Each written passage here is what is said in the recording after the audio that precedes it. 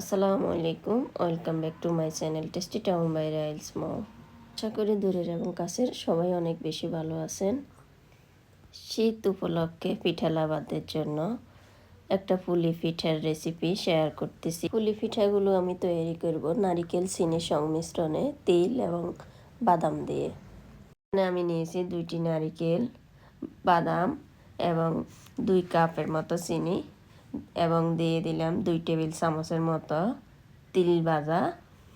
এবার আমি সব মিশ্রণ একসাথে ভালোভাবে মিক্স করে ভেজে নিব।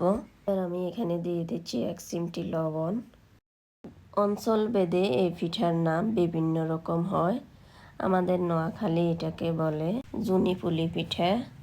বিভিন্ন অঞ্চলে বিভিন্ন নাম এই পিঠার। আমি এখানে দিয়ে দিলাম 1/2 চা চামচের মতো এলাচ গুঁড়ো। সব মিশ্রণ আমি একসাথে ভালো করে মিক্স করে নিচ্ছি। 10 থেকে 15 মিনিট ভাজার পর দেখতে পাচ্ছেন আপনারা এটার কালার চেঞ্জ হয়েছে। আমি এটাকে আরও 30 মিনিটের মতো ভেজে নিব লো টু মিডিয়াম হিটে। খেয়াল রাখতে হবে যেন নিচে লেগে না যায়। এই পর্যায়ে এসে আমি এখানে বাদাম পেস্ট 2 চামচের মতো অ্যাড করে দিলাম। প্রথমে কিন্তু আমি গোটা বাদামটা অ্যাড করছি। 30 মিনিট পর আমি এটাকে চুলা থেকে নামিয়ে ঠান্ডা করে নিলাম। দেখতেই পাচ্ছেন এটা কেমন ঝরঝরে হয়েছে। আমি এখানে ময়দা এবং চালের গুঁড়ো দিয়ে একটা ডো তৈরি করে নিলাম এবং ছোট ছোট গোল আকৃতির রুটি তৈরি করে নিলাম এবং রুটির উপরে আমি নারকেলের পুরটা দিয়ে দিলাম। এটা চোখে দেখার বিষয়। দেখেন আপনারা কিভাবে আমি পিঠা তৈরি করতেছি। একইভাবে সবগুলো পুলি পিঠা আমি তৈরি করে নিলাম।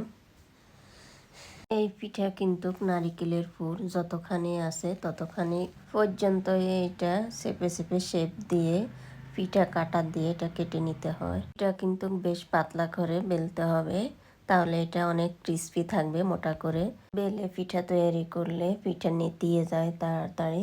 এটা কিন্তু আমরা এয়ারটাইট বক্সে ভরে 1 মাসের মতো সংরক্ষণ করতে পারবো। এখন আমি এখানে ডুবন্ত তেলে এদেরকে ভেজে নিচ্ছি।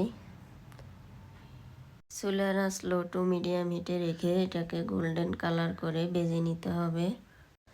তো আমার আজকের ভিডিও এই পর্যন্তই। সবাই ভালো থাকবেন, সুস্থ থাকবেন। আল্লাহ হাফেজ। আসসালামু আলাইকুম।